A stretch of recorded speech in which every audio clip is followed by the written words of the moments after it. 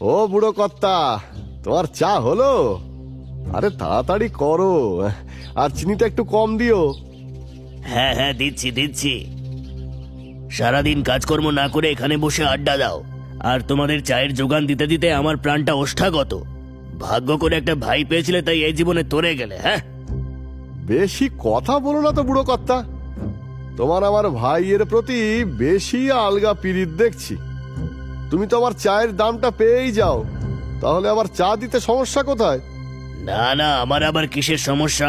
সমস্যা তো তোমার ভাইয়ের হওয়া উচিত তোমাকে নিয়ে। কেন যে হয় না সেটাই ভাবি আর অবাক হই।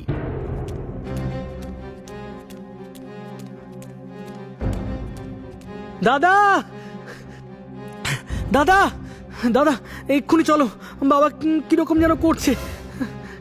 কেন কেন, কি হয়েছে? তুমি চলো না তাড়াতাড়ি।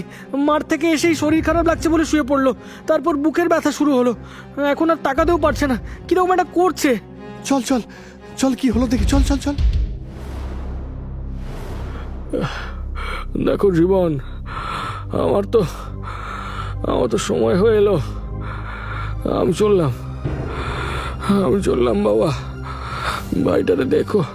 শোনো জীবন, আমি তো কিছু লিখে যেতে পারলাম না, মুখেই বলে গেলাম। আমার যত সামান্য বাড়ি জমি যা আছে তোমরা দুই ভাই সমান ভাগে ভাগ করে নিও। তুমি ভাইকে অর্ধেক জায়গা জমি বুঝিয়ে দিও।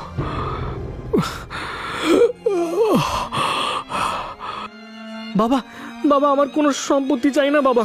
বাবা, আমার শুধু তুমি থাকলেই হবে বাবা। ও বাবা, বাবা।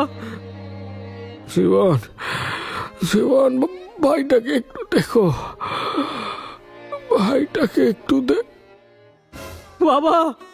ও বাবা, বাবা,